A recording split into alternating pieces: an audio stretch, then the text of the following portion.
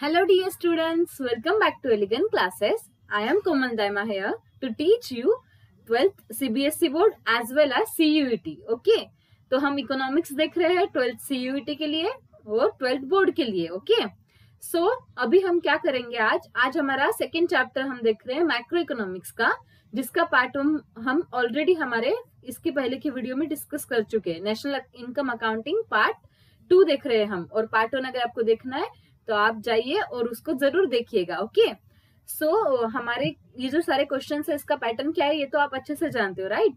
इसका पैटर्न क्या है? इसका पैटर्न ये है कि आपका चैप्टर होलिस्टिकली कवर हो, ठीक है, उसमें से कुछ भी छूटे ना, आपकी हर एक कंसेप्ट क्लियर हो और आप हर एक कंसेप्ट कवर करो, ताकि एग्जाम में अगर आपने वो कंसेप्ट नहीं पढ़ी हो, अगर आपको ऐसा लगा कि ये ज्यादा इंपॉर्टेंट नहीं है, ये मैं क्या करता हूँ स्किप करता हूँ और वीडियो देख लेता हूँ, ठीक है.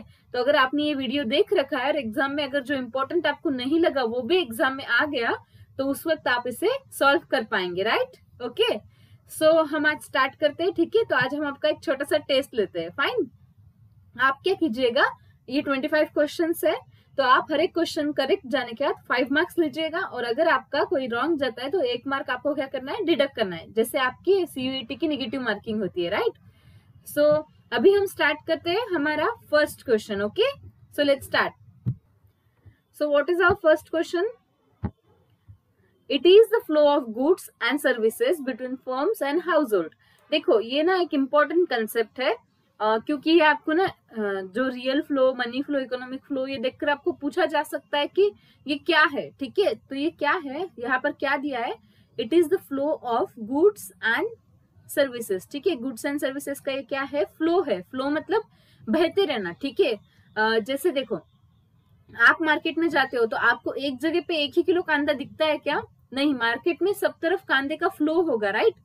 मतलब हर एक इंसान के पास, जो जो वेंडर वहां पर बैठे उन सबके पास क्या होगा, उन सबके पास ओनियन होगा, राइट? और वो 1 किलो 2 किलो क्वांटिटी में नहीं, वो ढेरों क्वांटिटी में होगा, 100 किलो 200 किलो, राइट? तो इसे फ्लो कहते हैं, ठीक है.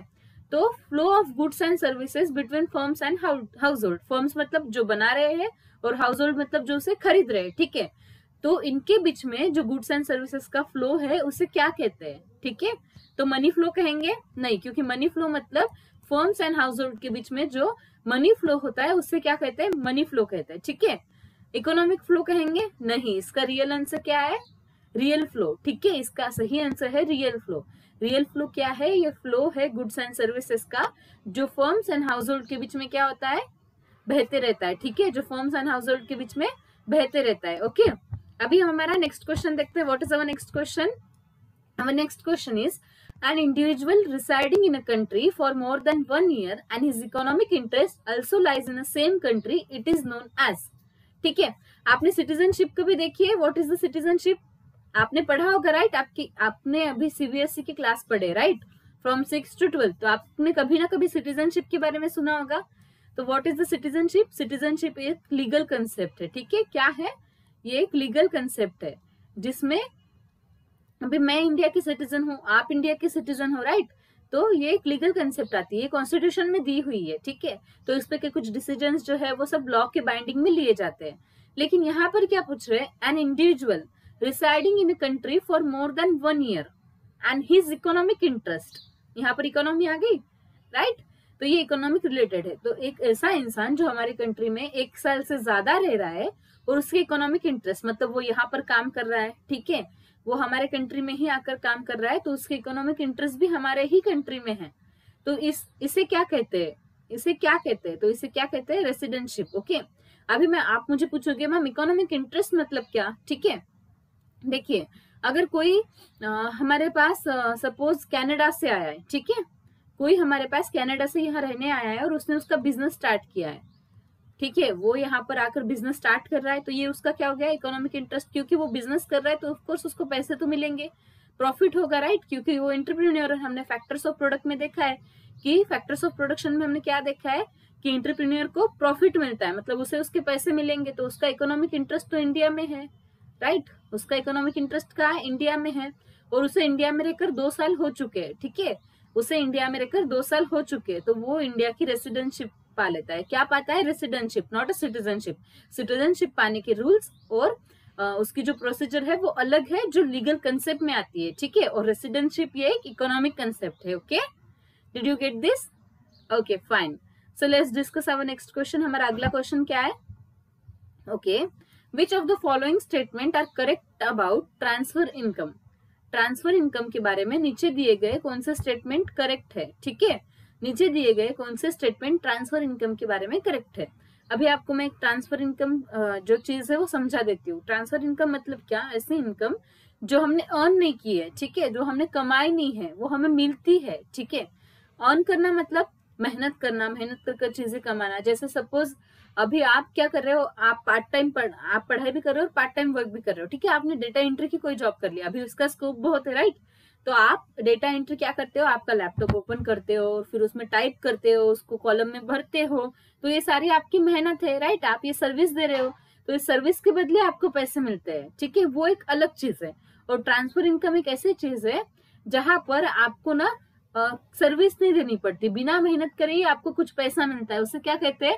ट्रांसफर इनकम कहते हैं, ठीक है। तो अभी हम एग्जाम्पल ऑप्शंस देखते हैं, आप मुझे बताइएगा कि सही आंसर क्या है, ठीक है। और जैसा मैंने अभी आपको बताया कि हम लोग डाटा एंट्री करते हैं, सर्विसिंग दे रहे हैं और उसके बदले हमें पैसे मिल रहे हैं, तो उसे क्या कहते हैं? उसे कहते हैं फैक्टर इनकम। तो what is the difference between factor income? अभी हम देखते हैं what is the difference between factor income. Factor income मतलब जहां पर हम क्या कर रहे हैं? मेहनत कर रहे हैं, ठीक है, मेहनत कर रहे हैं और उसके बदले हमें क्या मिल रहे हैं? पैसे मिल रहे हैं, मनी मिल रहे हैं, तो वो क्या हो गई? Factor income. और ट्रांसफर इनकम मतलब जो हमें बिना प्रोडक्टिव सर्विसेज के मिल रही है, ठीक है, जो हमें बिना प्रोडक्टिव सर्विसेज के मिल रही है, इसे कहते हैं ट्रांसफर इनकम, ठीक है। अभी आपको कंसेप्ट क्लियर हो गई। अभी हम ये क्वेश्चन सॉल्व करते हैं, ठीक है। It is income which is earn by individual without any productive services. नीचे दिए गए कौन से स्टेटमेंट सही है ट्रांसफर इनकम के बारे में? तो first statement, it is income which is earn by individual without any productive services, ठीक है। हमने अभी देखा कि कोई प्रोडक्टिव सर्विस कर जो पैसे मिलते हैं वो फैक्टर इनकम, और जो बिना प्रोडक्टिव सर्विस करते मिल रहे हैं वो क्या है? Transfer income. तो ऑप्शन ए क्या है? ऑप्शन ए सही है, ठीक है। Examples are scholarship, old age pension, etc। अभी आप मुझे बताइए कि मैंने आपको बताया कि बिना किसी मेहनत के मिलते हैं, तो ऑफकोर्स हमें किस फॉर्म में मिलेंगे? स्कॉलरशिप, ओल्ड एज पेंशन, इसी फॉर्म में मिलेंगे, right. So this is the right answer, ठीक है। It is received by factors of production. Factor income ये फैक्टर्स ऑफ प्रोडक्शन को मिलती है, ठीक है। जैसे अगर कोई लेबर काम कर रहा है तो उसे वेजेस मिलेंगे, तो वो उसकी प्रोडक्टिव सर्विस है, ठीक है, तो ये फैक्टर इनकम है।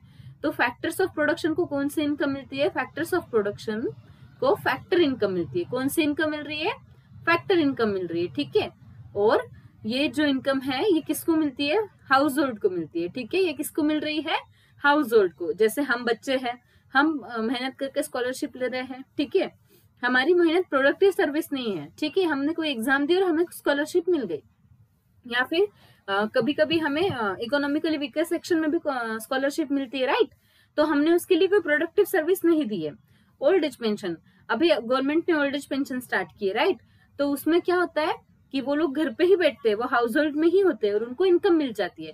तो ये रिसीव कौन करता है? फैक्टर्स ऑफ प्रोडक्शन इसे रिसीव नहीं करते, इसे रिसीव करते हैं कौन? रिसीव करते हैं हाउस होल्ड, ठीक है। तो ये सी ऑप्शन गलत है और ऑप्शन डी इज ऑफकोर्स गलत होंगे क्योंकि ऊपर का एक स्टेटमेंट गलत है। तो कौन सा कॉम्बिनेशन सही है? देखिए ए एंड सी सही है क्या? नहीं है, ओके। ए एंड बी सही है, राइट। तो option B is the right answer, A and B, ठीक है। आपको ट्रांसफर इनकम और फैक्टर इनकम का फर्क, डिफरेंस आपको पता चल गया है, राइट। सो अभी हम हमारा नेक्स्ट क्वेश्चन देखते हैं। What is our next question? Next question क्या है हमारा? Okay, loss in value of fixed asset due to unforeseen like natural calamities, theft, accident is called as, ठीक है। ये क्वेश्चन इनकम्प्लीट है, यहाँ पर अनफोर्सीन के बाद सिचुएशन होना चाहिए था, ठीक है, अनफोर्सीन कंडीशन या अनफोर्सीन सिचुएशन, ठीक है। तो हमारे वैल्यू जो फिक्स एसेट की वैल्यू है उसमें लॉस होता है ड्यू टू अनफोर्सीन सिचुएशन, जो ऐसे सिचुएशन जो हमने देखी नहीं है, जैसे example natural calamity, suppose tsunami आ गई, ठीक है, या फिर अर्थक्वेक आ गया, ठीक है, या फिर बहुत ज्यादा बारिश होकर क्लाउड ब्रस्ट हो जाता है, ठीक है। तो ये एग्जाम्पल है नेचुरल कैलामिटीज के। थेफ्ट, किसी ने चोरी कर ली, हमारे यहाँ चोरी होगी, या फिर एक्सीडेंट्स जैसे फायर लग जाना, ठीक है, आग लग गई हमारे फैक्ट्री में, तो हमारे फिक्स्ड एसेट जो है उनकी वैल्यू में लॉस हो गया, वो वैल्यू कम हो गई, वो खत्म हो गई, तो इसे क्या कहते हैं?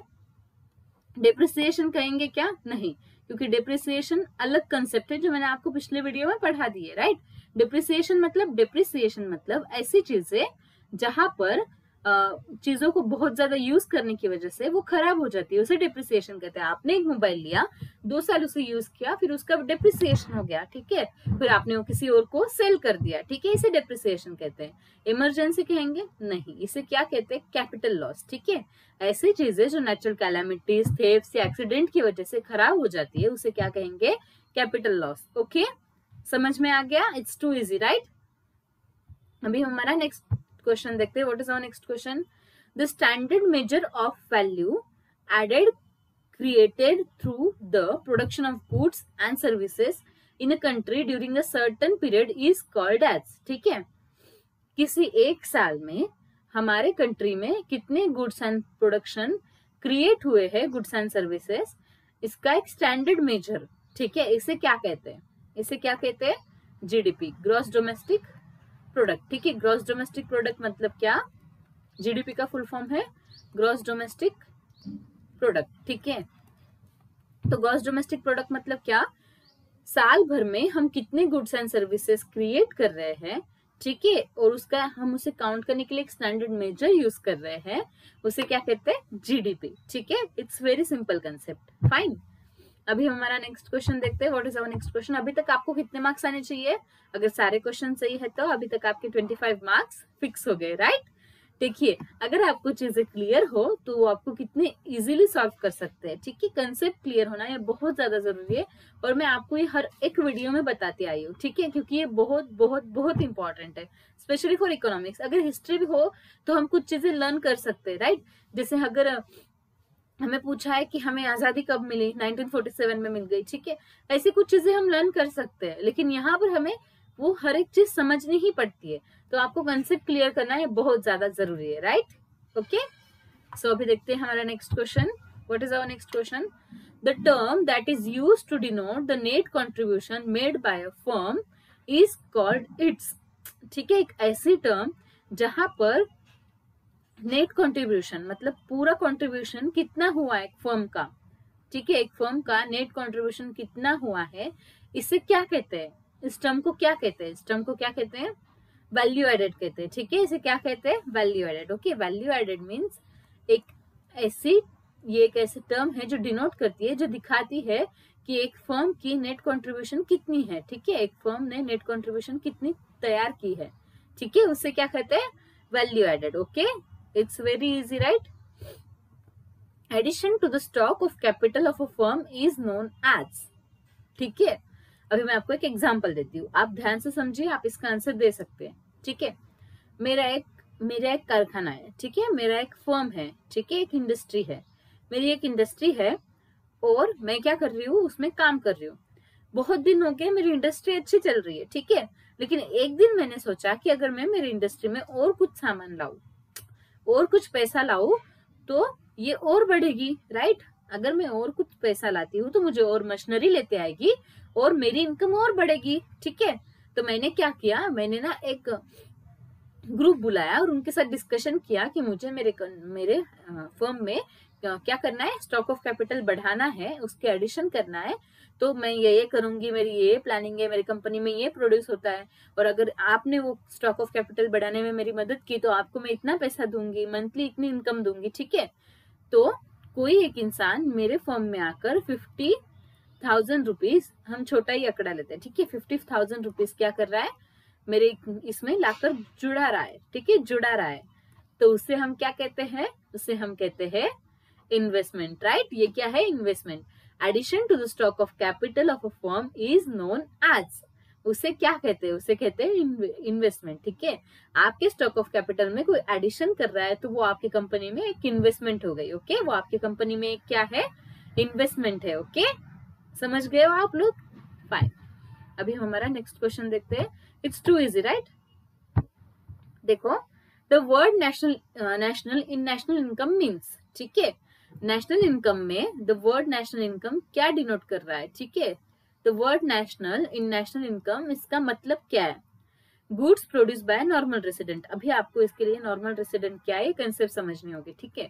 नॉर्मल रेसिडेंट मतलब कोई भी ऐसा मेंबर जो इंडिया में रहता है और जिसके इकोनॉमिक इंटरेस्ट भी इंडिया में ही है, ठीक है, जिसके इकोनॉमिक इंटरेस्ट भी इंडिया में ही है। ऐसा नहीं है कि मैं यहाँ पर रह रही हूँ लेकिन मैं यहाँ पर कोई काम नहीं करती, मेरी सारी इन्वेस्टमेंट्स मैंने दुबई में कर रखी है, ठीक है, तो मुझे सारा पैसा दुबई से आता है, तो ये नॉर्मल रेसिडेंट में काउंट होगा? नहीं होगा। एक ऐसा इंसान जो यहाँ पर रहता भी है और जिसके फर्म्स या फिर उसका काम भी यही का है, ठीक है, वो जॉब यहाँ कर रहा है या फिर उसका खुद का बिजनेस है, तो वो सब इंडिया में है, ठीक है, इसे क्या कहते हैं? नॉर्मल रेसिडेंट कहते हैं, ठीक है। So good produce by normal resident. तो ऑफकोर्स नेशनल इनकम, नेशनल मतलब जो इंडिया में हो रहा है, नेशनल मतलब जो इंडिया में हो रहा है, ठीक है, तो उसे क्या कहते हैं? नॉर्मल रेसिडेंट कहते हैं, ठीक है। तो ऑप्शन 1 क्या है? करेक्ट है, ठीक है। Good produced in domestic territory, ठीक है, डोमेस्टिक टेरिटरी में जो गुड्स आते हैं वो, ये क्या है? ये गलत है, ठीक है, क्योंकि मैं इंडिया की हूँ, मेरे इंडिया में भी कुछ चीजें हैं, लेकिन एज वेल एज मेरे कुछ रिलेशंस बाहर भी है, ठीक है, कुछ बाहर भी है, तो मेरे कुछ गुड्स जो है वो बाहर से प्रोड्यूस्ड हो रहे हैं और मैं उनको मंगा रही हूँ, ठीक है। मैं एक्सपोर्ट तो कर सकती हूँ, इम्पोर्ट तो कर सकती हूँ ना, इम्पोर्ट कर कर मैं उसे यहाँ मंगा कर यहाँ बेचूंगी, यहाँ सेल करूंगी, तो ये आखिर ये काउंट तो इंडिया में होगा। तो डोमेस्टिक टेरिटरी के अंदर ही गुड्स प्रोड्यूस्ड होना जरूरी नहीं है, ठीक है, बाहर से भी गुड्स आ सकते हैं और उनका बिजनेस में यहाँ इंडिया में भी कर सकते हो। तो option B is wrong. Option C, services produced by normal resident, ठीक है, नॉर्मल रेसिडेंट जो सर्विसेज देता है वो, ऑफ कोर्स हमने अभी देखा कि गुड्स एंड सर्विसेज जो नॉर्मल रेसिडेंट प्रोड्यूस कर रहा है वो नेशनल इनकम में काउंट होते हैं। तो इसका आंसर क्या है? Option D, both A and C, okay. तो वर्ड नेशनल जो है नेशनल इनकम में वो क्या डिनोट करता है कि नॉर्मल रेसिडेंट क्या गुड्स प्रोवाइड कर रहे हैं और नॉर्मल रेसिडेंट क्या सर्विसेज दे रहे हैं, ठीक है। लेकिन goods produce in domestic country, ये आपको कंफ्यूजिंग स्टेटमेंट है, ये आपको कंफ्यूज कर सकता है, लेकिन मैं एक बिजनेसमैन हूँ और मैंने ना कुछ चीजें बाहर से इंपोर्ट कर इंडिया में सेल की है, तो जरूरी नहीं है कि नेशनल इनकम में वो काउंट ना हो, वो काउंट होगी। तो जो डोमेस्टिक टेरिटरी में गुड बन रहे हैं वो इसका सही आंसर नहीं आता है, ठीक है, याद रखना, ये क्वेश्चन आपको कंफ्यूज कर सकता है, ओके। ऑप्शन बी आपको कंफ्यूज कर सकता है, इसलिए मैंने आपको उसे अच्छे से समझा दिया है, तो आप इसे अच्छे से समझ लीजिए और याद रखिए कि आपको एग्जाम में गलत नहीं करना है, ठीक है। अभी हम देखते हैं next question. What is our next question? What does the expenditure method in calculating GDP involve, ठीक है, जीडीपी में एक्सपेंडिचर मेथड मैंने आपको उस दिन पढ़ाई थी, एक्सपेंडिचर मेथड, राइट, कि जिसमें एक्सपेंडिचर होता है, ठीक है, जिसमें सारे चीजों का एक्सपेंडिचर काउंट होता है, वो उस मेथड को कहते हैं एक्सपेंडिचर मेथड। तो नीचे दिए गए कौन सी चीज एक्सपेंडिचर मेथड में इन्वॉल्व है जब वो जीडीपी को काउंट करता है, ठीक है। Calculating the total value of intermediate goods, intermediate goods की टोटल वैल्यू यहाँ पर काउंट नहीं होते, ठीक है, इंटरमीडिएट गुड्स की टोटल वैल्यू यहाँ पर काउंट नहीं होती क्योंकि वो डबल काउंटिंग हो जाती है। हम फाइनल गुड्स की काउंटिंग करते हैं, तो इंटरमीडिएट गुड्स क्या है? फाइनल गुड्स को बनाने के लगने वाला सामान। तो अभी देखो मैंने एक ना पेन बनाई है, ठीक है, मैंने एक पेन बनाई है, तो मुझे उस पेन के लिए ना प्लास्टिक लगा 2 रुपए का, ठीक है, और सारे प्रोडक्शन और सब जाकर वो कितने, प्रोडक्शन और सबका खर्चा 1 रुपए, ठीक है, और इंक 1 रुपए की, ठीक है, ऐसी मेरी पेन टोटल 4 रुपए में बन रही है और मैं उसे सेल 5 रुपीज में कर रही हूँ। तो अब ये फाइनल गुड भी काउंट होगा जीडीपी में, तो उसके लिए हम अलग से प्लास्टिक के रेट, इंक के रेट और प्रोडक्शन के रेट काउंट करेंगे? नहीं करेंगे। इंटरमीडिएट गुड्स को हम यहाँ पर काउंट नहीं करते, हम फाइनल को काउंट करते हैं, इसीलिए टोटल वैल्यू में इंटरमीडिएट गुड्स कभी काउंट नहीं होते। तो option A is wrong answer, okay. Option B देखते, adding up final expenditure made by firms, household, government and export, ठीक है, हम एक्सपोर्ट करते हैं, किसी चीज को बेचते हैं, ठीक है, एडिंग अप फाइनल एक्सपेंडिचर मतलब फाइनल एक्सपेंडिचर हमने कौन सा फाइनल एक्सपेंडिचर किया है? By firms, by household, by government and by export, ठीक है, तो यही चीज एक्सपेंडिचर मेथड में काउंट होती है। So option B is the right answer, ठीक है। अभी गवर्नमेंट ने क्या किया है? गवर्नमेंट ने बहुत सारा खर्चा किया एक मिसाइल बनाने के लिए, ठीक है, और फिर बाद में उसे सेल किया, ठीक है, तो वो मिसाइल बनाने के लिए उन्हें जो बारूद लगा, ठीक है, उन्हें जो स्टील लगा, इन सबका वो अलग अलग काउंटिंग करेंगे? नहीं करेंगे, फाइनल एक्सपेंडिचर की काउंटिंग करते हैं, ठीक है।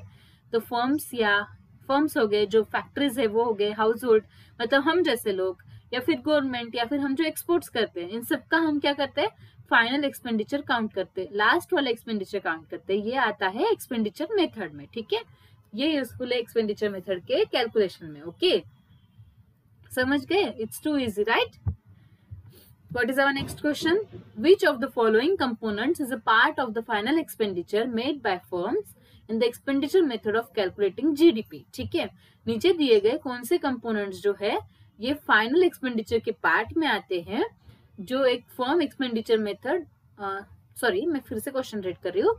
विच ऑफ द फॉलोइंग कंपोनेंट्स, नीचे दिए गए कौन से कंपोनेंट्स ये पार्ट है final expenditure made by firms, जो फर्म्स का फाइनल एक्सपेंडिचर है, जो फर्म्स की तरफ से फाइनल एक्सपेंडिचर होता है, उसमें से नीचे दिए गए कौन से कंपोनेंट्स वो पार्ट है इन द एक्सपेंडिचर मेथड। ठीक है, एक्सपेंडिचर मेथड के लिए देखो, expenditure on intermediate goods, expenditure on raw materials, expenditure on employ salary, expenditure on capital goods. ठीक है, तो फाइनल गुड की बात कर रहे हैं। तो कैपिटल गुड क्या है? एक ऐसा गुड है, बताइए, कैपिटल गुड एक ऐसा गुड होता है जो पूरी तरीके से तैयार हो। ठीक है, जो पूरी तरीके से तैयार हो। ओके, तो इसे क्या कहते हैं? Capital good. लेकिन ये किस में यूज होता है? ये डायरेक्टली कंजम्पशन नहीं होता है। इसका कंजम्पशन कब होगा? उसमें थोड़ी सी और प्रोसेस होने के बाद। ठीक है, तो उसे क्या कहते हैं? Capital good. तो अभी आप बताइए, एक्सपेंडिचर ऑन इंटरमीडिएट गुड आएगा, एक्सपेंडिचर ऑन रॉ मटेरियल आएगा, एक्सपेंडिचर ऑन एम्प्लॉय सैलरी आएगा, या एक्सपेंडिचर ऑन कैपिटल गुड आएगा?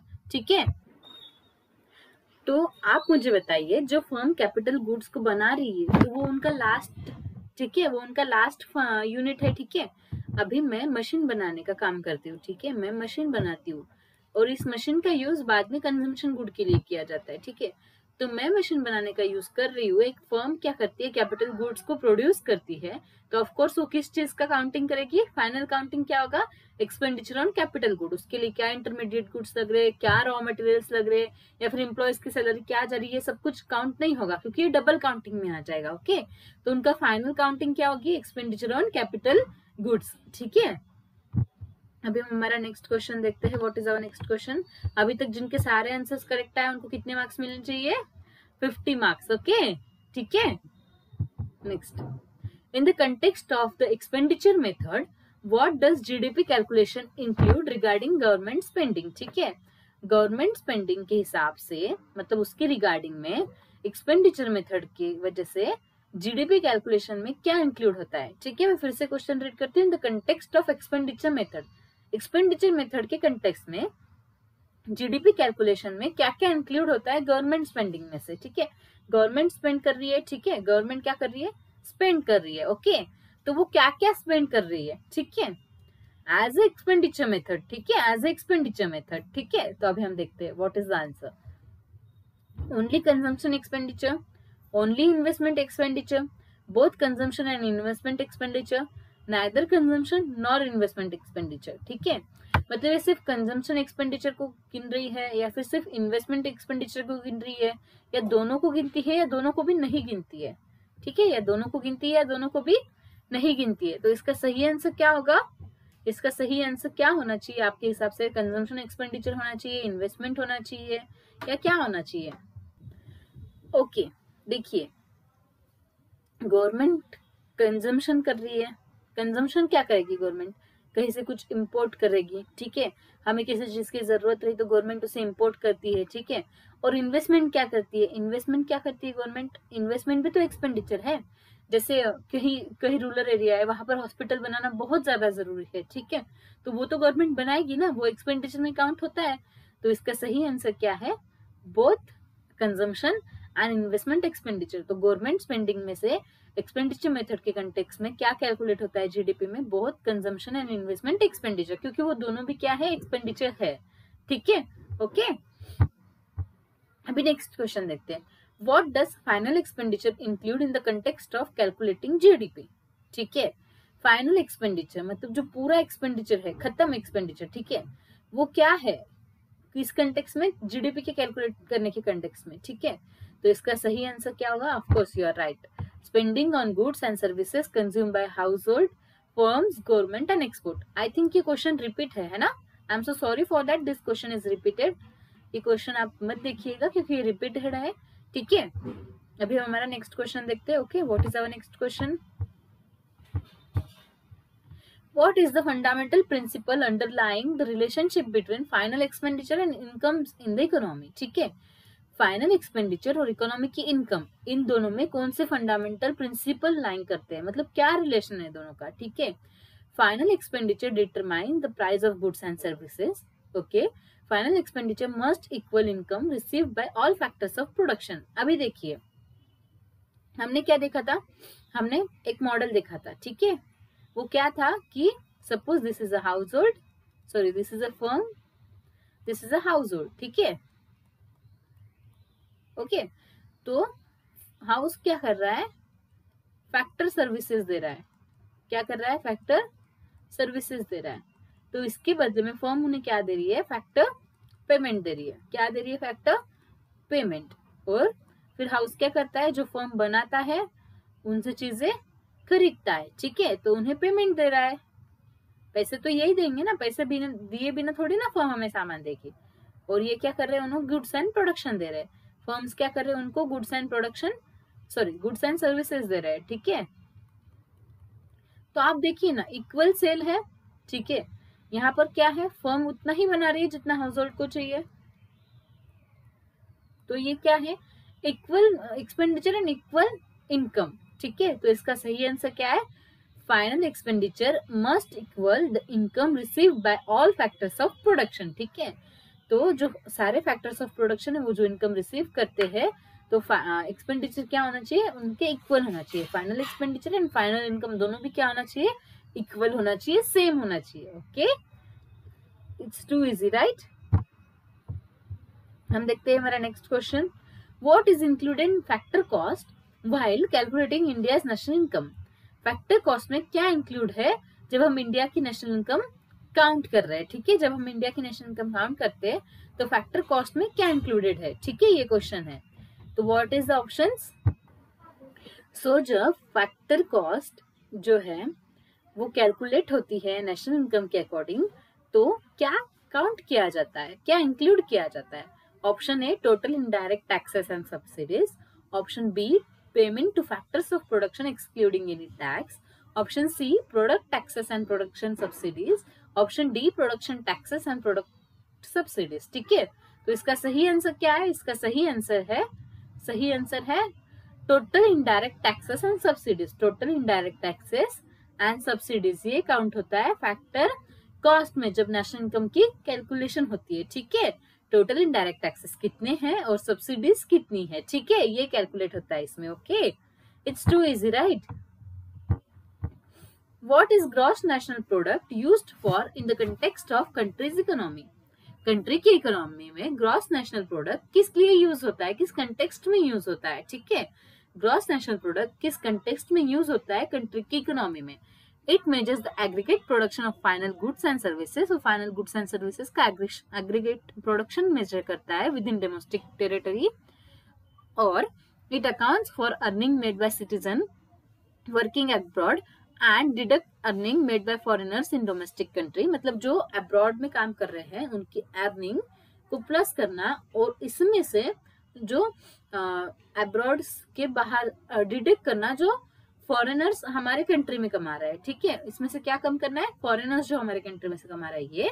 या फिर it represents the total income earn by house hold in domestic economy.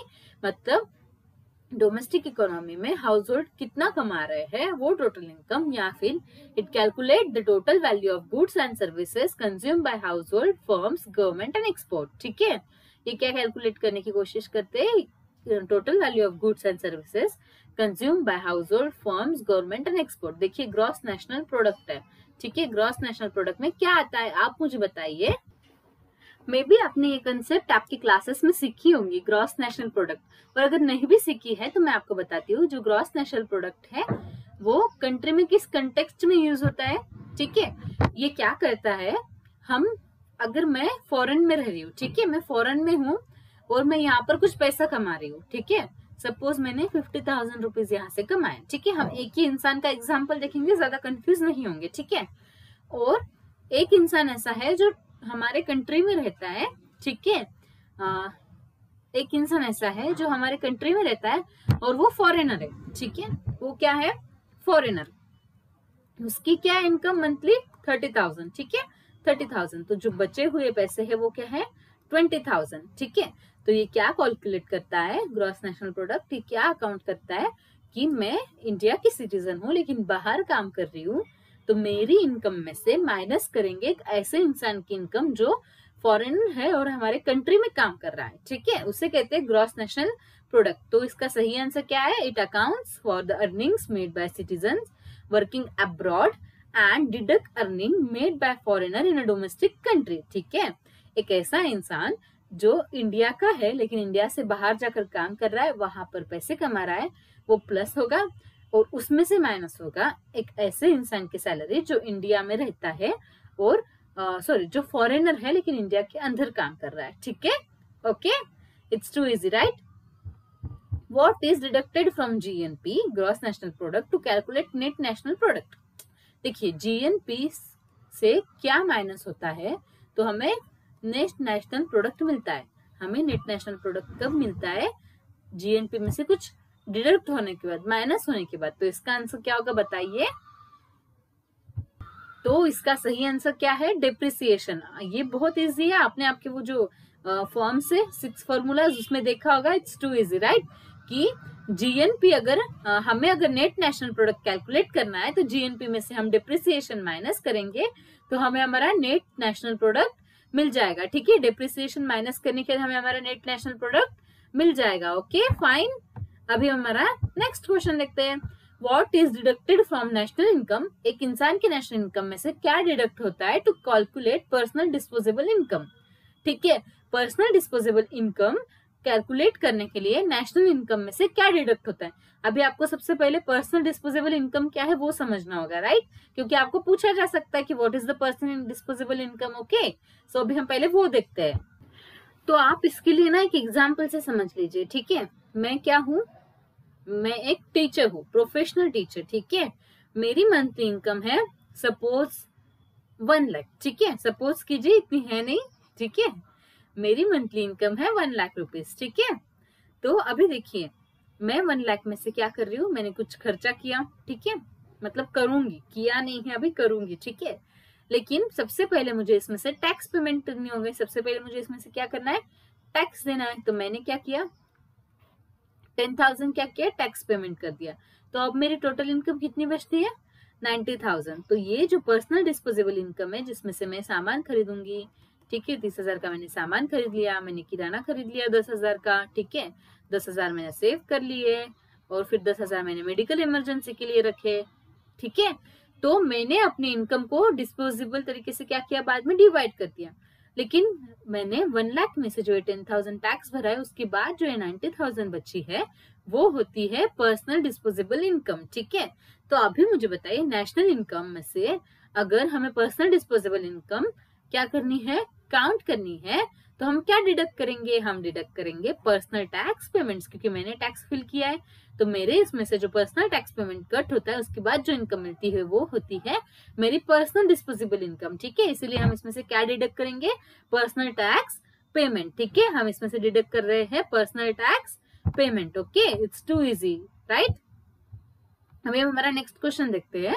What does real GDP measure in an economy, real GDP economy में क्या major कर रही है, रियल जीडीपी इकोनॉमी में क्या मेजर कर रही है।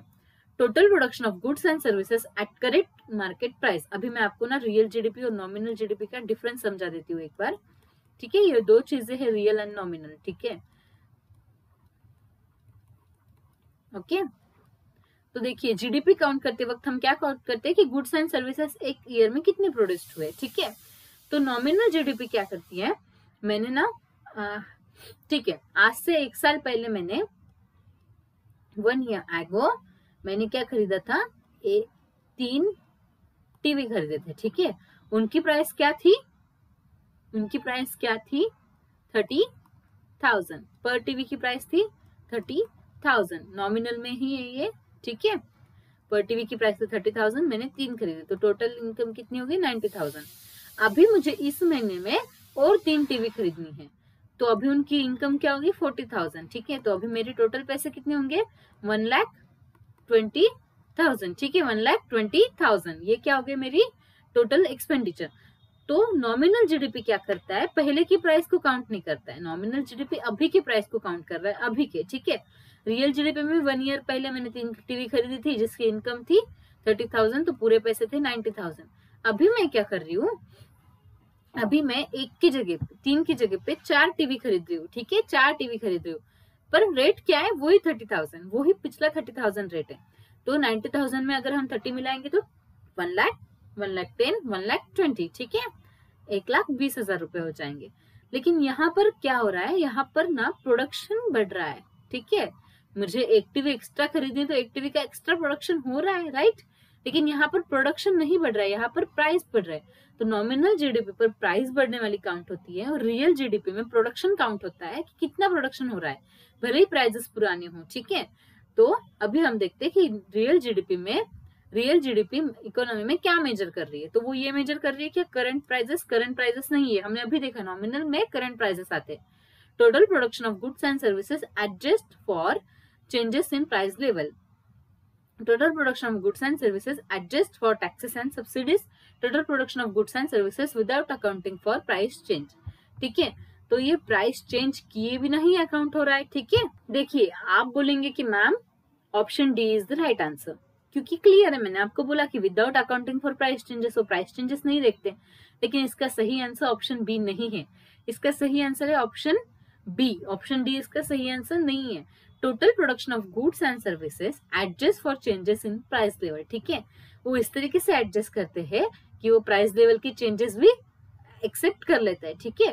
तब हम जब रियल जीडीपी काउंट करते हैं तब क्या मेजर करते हैं, total production of goods and services जो एडजस्ट किए हैं प्राइस लेवल के हिसाब से, ठीक है, प्राइस लेवल के हिसाब से उनको एडजस्ट किया है, ठीक है, प्राइस लेवल के हिसाब से उनको क्या किया गया है, एडजस्ट किया है, ना कि वो जो अकाउंट ही नहीं करते प्राइस चेंजेस को, ठीक है। तो आप बी एंड डी में कंफ्यूज होते हैं, और अगर आपकी एग्जाम होती और आपने ये वीडियो नहीं देखा होता तो आप ऑप्शन डी ही मार्क कर कराते और आप आपके 5 मार्क तो खो ही देते, साथ में आपका एक सही मार्क भी चला जाता है, ठीक है। इसीलिए कुछ कुछ वीडियोस और कुछ कुछ कंसेप्ट बहुत ज्यादा जरूरी होती है, ठीक है। तो आपको समझ में आया ऑप्शन बी क्यों है, ऑप्शन डी क्यों नहीं है, ओके। अभी हमारा नेक्स्ट क्वेश्चन देखते हैं। What is our next question, if net indirect taxes are negative, ठीक है, नेट इनडायरेक्ट टैक्सेस जो है वो अगर नेगेटिव होते हैं तो factor cost will be less than market price, factor cost will be more than market price, factor cost is equal to market price, none of the above. तो क्या सही होगा अगर नेट इनडायरेक्ट टैक्सेस अगर negative होते हैं, ठीक है। नेट इनडायरेक्ट टैक्सेस मतलब क्या, पहले ये समझ लेते हैं, राइट। सो पहले हमें क्या देखना है कि नेट इनडायरेक्ट टैक्सेस क्या है, ठीक है। नेट इनडायरेक्ट टैक्सेस मतलब, net indirect taxes means indirect taxes minus subsidies, ठीक है। जो इनडायरेक्ट टैक्सेस होते हैं उसमें से सब्सिडीज माइनस कर देंगे तो हमें क्या मिलेगा, नेट इनडायरेक्ट टैक्सेस, ठीक है। लेकिन अगर नेट इनडायरेक्ट टैक्सेस नेगेटिव है तो फैक्टर कॉस्ट क्या होगी, of course factor cost will be more than the market price, ठीक है। फैक्टर कॉस्ट क्या होगी, मार्केट प्राइस से ज्यादा होगी, ठीक है, will be more than the market price, right, okay fine. Value added method is also known as, मैंने आपको पिछले वीडियो में बताया था वैल्यू एडेड मेथड का अनदर नाम क्या है, प्रोडक्ट मेथड। लेकिन वैल्यू एडेड मेथड को और भी 2 नामों से जाना जाता है, वो है inventory method and net output method. तो ऊपर दिए गए सारे ऑप्शंस करेक्ट है, ये आपको पता नहीं होगा, आई नो दैट, इसलिए मैंने ये क्वेश्चन यहाँ इंक्लूड किया है कि वैल्यू एडेड मेथड यानी प्रोडक्ट मेथड को इन्वेंटरी मेथड भी कहा जाता है, नेट आउटपुट मेथड भी कहा जाता है, ठीक है। ये याद रखिएगा, आपके एग्जाम में ये आ सकता है क्योंकि ये टर्म्स ना ज्यादा बच्चों को पता नहीं है, तो वो पता नहीं होगी तो जो लोग ये वीडियो देखेंगे उसी को ये पता होगी, आपका ऐसा आंसर गलत नहीं होगा, ठीक है। ये क्यों जरूरी है, क्योंकि ऐसे टर्म्स पूछे जाते हैं जो बच्चों को ज्यादा पता नहीं है, ठीक है। आपका 1 मार्क कम करने के लिए, आपसे 1 सीट छीनने के लिए ऐसे कुछ क्वेश्चंस पूछे जा सकते हैं, ठीक है, कंपटीशन इंक्रीज करने के लिए, ओके। तो ये क्वेश्चन जरूरी था, 20 क्वेश्चन, तो उसे याद रख लीजिएगा और अच्छे से लर्न कीजिएगा, ठीक है। What is major limitation of GDP as an indicator of well-being when it comes to distribute of income, ठीक है। मेजर लिमिटेशन क्या है जीडीपी का एज एन इंडिकेटर, एक wellbeing when it comes to distribution of income, ठीक है। Indicator of wellbeing, major limitation of GDP as an indicator of wellbeing when it comes to distribution of income. Major limitation of GDP एक indicator है well being when it come to distribution of income. Distribution of income की एक indicator है major limitation of GDP. ऐसा नीचे दिए गए में से क्या है? ठीक है, आप इस क्वेश्चन में बहुत बार कंफ्यूज हुए होंगे क्योंकि वो क्वेश्चन कंफ्यूज कर रहा है। फिर से एक बार रीड कर देती हूँ। What is the major limitation of GDP? GDP का मेजर लिमिटेशन क्या है? एज एन इंडिकेटर, एक ऐसे इंडिकेटर के रूप में जो wellbeing when it comes to distribution of income.